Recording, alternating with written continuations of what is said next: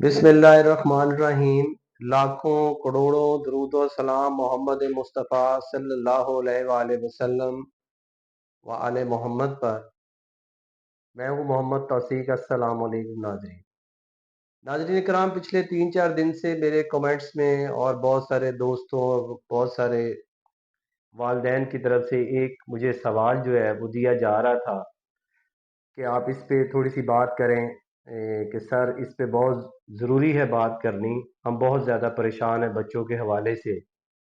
تو سوال کچھ ناظرین کرام میں آپ کے سامنے رکھتا ہوں جنہوں نے کیا کہ ہمارے بچے جو ہیں وہ بڑے ضدی ہیں، وہ ہماری بات کو جو ہے وہ نہیں مانتے، ہم نے مار کے بھی دیکھا، ڈانٹ کے بھی دیکھا، لیکن پھر بھی وہ توجہ نہیں دیتے اور ہماری بات جو ہے نا ان کے ذہن سے نکل جاتی ہے۔ تو یہاں پر ناظرین کرام میں آپ کو ایک بڑی خوبصورت مثال دوں گا میں سمجھانے کے لیے، جیسے آپ نے کہا بچے ضدی ہیں۔ اب آپ دیکھیں کہ بچہ، میں نے آپ کو ایک پہلے بھی میری ایک ویڈیو موجود ہے جس میں میں نے آپ کو بتایا تھا کہ اللہ سبحانہ تعالیٰ نے ہر بندے کو یونیک جو ہے وہ پیدا کیا ہے۔ بچے کی اپنی ویلیوز ہوتی ہیں، اپنی اقدار ہوتی ہیں، اپنی ساری چیزیں ہوتی ہیں، اس کی اپنی عادات ہوتی ہیں۔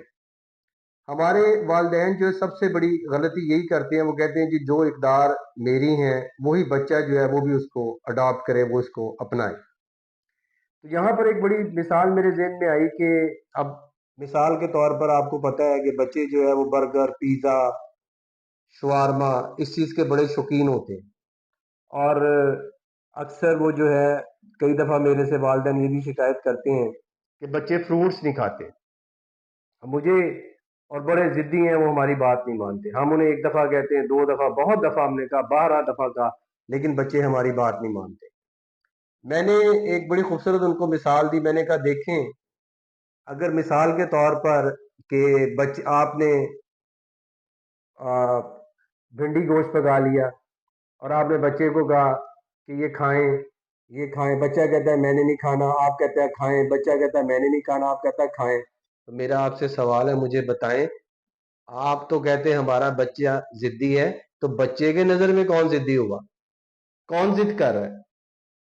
پھر آپ کہتے ہیں ہم نے ڈانٹا بھی ہے، انہیں مارتے بھی ہیں۔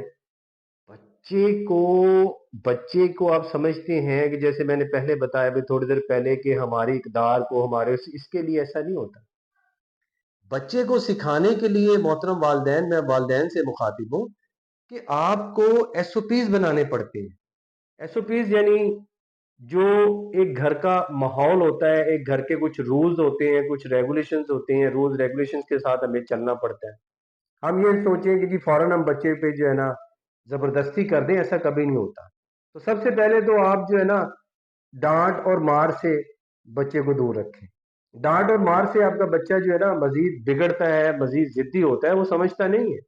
میں نے پہلے بھی ایک دفعہ یہ ذکر کیا تھا کہ ڈانٹ اور مار ایسی چیز ہے۔ اب میں آپ کو آج تھوڑا سا، کیونکہ میں ذرا تھوڑا سا سادہ سا آدمی ہوں، میں زیادہ حوالہ جات کی طرف نہیں جاتا، اور زیادہ لفظوں کی بھی اتنی جو ہے وہ چاشنی میں نہیں استعمال کرتا کہ کہیں آپ جو ہے آپ کی سمجھ میں وہ بات نہ آئے۔ بڑے آسان لفظوں میں کہتا ہوں، ہر والدین چاہے وہ پڑھا لکھا ہے چاہے وہ ان پڑھ ہے، میری اس بات کو سنے اور اس کو آسان لفظوں میں سمجھاؤں اور وہ سمجھے۔ لیکن آج میں آپ کو ایک بات بتاؤں، سائنس مائنڈ کے حوالے سے آپ اکثر کہتے ہیں کہ بچے کو ڈانٹ دیا، مارا ہے، بچہ ہماری بات نہیں سنتا۔ یہاں پر آج میں ایک بات بتاؤں، بائی برتھ جو ہے نا انسان 2 چیزیں لے کر پیدا ہوتا ہے، 2 خوف اس کے اندر ہوتے ہیں، ایک اونچائی سے گرنے کا اور ایک اونچی آواز کا۔ یہ 2 خوف ہیں، آپ گوگل پہ سرچ کریں سائنس مائنڈ کے حوالے سے اور آپ کو نظر آ جائے گا، سامنے پتہ چل جائے گا کہ 2 خوف جو ہے انسان بائی برتھ لے کے پیدا ہوتا ہے۔ اب آپ یہاں سے مجھے بتائیں کہ جس وقت بچہ کو غلطی کرتا ہے، یا بچہ آپ کی بات نہیں سن رہا ہوتا، یا بچہ آپ کی بات جو ہے وہ نہیں مان رہا ہوتا، تو آپ اس وقت لاؤڈ بولنے کی کوشش کرتے ہیں، اونچا بولنے کی کوشش کرتے ہیں۔ تو سائنس مائنڈ کے حوالے سے دیکھیں تو آپ کو خود ہی پتہ چل جائے گا کہ وہ اس وقت آپ کی بات کو سنے گا ہی نہیں، کیونکہ اس کے شعور میں یا لا شعور میں وہ بات جائے گی نہیں، وہ اس پہ توجہ ہی نہیں دے گا۔ تھوڑی دیر کے لیے وہ شاید سن لے، اس کے بعد وہ دوبارہ سے بھول جائے۔ تو سائنس مائنڈ یہ کہتی ہے کہ جس وقت آپ کسی بچے کو سمجھاتے ہیں، جس وقت آپ کسی بچے کو سمجھائیں، تو ایک تو پہلی بات یہ ہے کہ بچوں کو مارے نہ، ڈانٹے نہ۔ بلکہ اس وقت اس بچے کو چھوڑ دیں کہ تھوڑا سا یہ بتا کر کہ بیٹا آپ نے غلطی کی، اٹس اوکے، آپ جائیں اپنا کام کریں، پھر بعد میں بات کریں۔ اس کے بعد بچے کو تھوڑی دیر کے بعد بلائیں، اگلے دن بلائیں، اسے بٹھائیں، اسے سمجھائیں، اسے کو بیٹا آپ نے یہ غلطی کی تھی اور اس غلطی سے یہ نقصان ہونے کا اندیشہ تھا، یا یہ نقصان آپ کو پہنچ گیا، یا یہ نقصان پہنچ سکتا تھا۔